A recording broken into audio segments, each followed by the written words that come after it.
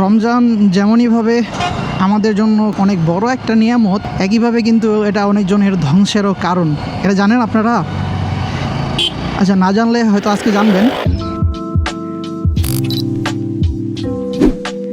আসসালামু আলাইকুম গাইস, আসি মাদ্রাসার সামনের রোডে। রমজান আসলে আসলে কি যে ভালো লাগা কাজ করে এই জায়গাটায়। পর্যাপ্ত পরিমাণের দোকানপাট বসে এই ইফতারের আগে দিয়ে, যাবতীয় জিনিসপত্র এখানেই পাওয়া যায়।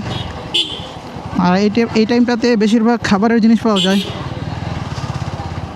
এই রাস্তার দুই পাশে দেখতেছেন, এখান থেকে আবার ডান পাশে, বিকজ মাদ্রাসার গেটটা ডান পাশে। আর এদিকে তেমন জায়গা নাই। বেশ ভালো লাগে। হেফজখানায় থাকতে আমরাও এভাবে দৌড়ে বাইরে চলে আসতাম বাজার করতে, মানে ইফতারি কিনতে। বেশ ভালো লাগতো। এখন মিস করি ওই দিনগুলো। আসলে রমজান আসলেই শুধুমাত্র এই ফিলটা পাওয়া যায়। রমজান মুমিনের জন্য অনেক বড় একটা নিয়ামত। রমজান যেমনইভাবে আমাদের জন্য অনেক বড় একটা নিয়ামত, একইভাবে কিন্তু এটা অনেকজনের ধ্বংসেরও কারণ। এটা জানেন আপনারা?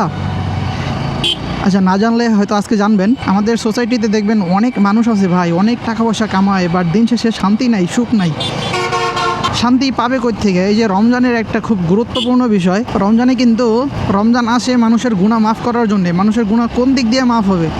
একবার রাসূলুল্লাহ সাল্লাল্লাহু আলাইহি সাল্লাম মিম্বারে থাকা অবস্থায় জিবরাইল আলাইহিস সালাম সেখানে আসছিলেন।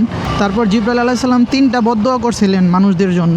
এর মধ্যে একটা হচ্ছে, যে রমজান পেল অথচ গুনাহ মাফ করতে পারলো না, ওই ব্যক্তি ধ্বংস হোক। আল্লাহ রাসূল সাল্লাল্লাহু আলাইহি সাল্লাম বলছেন আমিন। আরেকজনের জন্য দোয়া করছিলেন হচ্ছে, যে বৃদ্ধ বয়সে মা বাবাকে পেল অথচ তাদের খেদমত করে তাদের সন্তুষ্ট আদায় করতে পারলো না, ওই ব্যক্তি ধ্বংস হোক। এই দুইটা। আরেকটা হচ্ছে, রাসূলুল্লাহ সাল্লাল্লাহু আলাইহি সাল্লামের নাম শোনা মাত্র কেউ দরুদ পড়লো না। দরুদ মানে হচ্ছে এই যে সাল্লাল্লাহু আলাইহি ওয়াসাল্লাম, এতটুকু বললেই হবে। তো এটা করলো না, ওই ব্যক্তির জন্য ধ্বংস, মানে ওই ব্যক্তি ধ্বংস হোক। এই 3টা কারণ। এখন আপনারা খুঁজে নেন তো এই 3টার মধ্যে কোনটার ভিতরে আপনারা আছেন। এই 3টা জিনিস আপনাদের যার ভিতরে আছে, আপনারা ধ্বংস হবেনই। যতই টাকা পয়সা আর্ন করেন না কেন, শান্তি পাবেন না, ধ্বংস হয়ে যাবেন।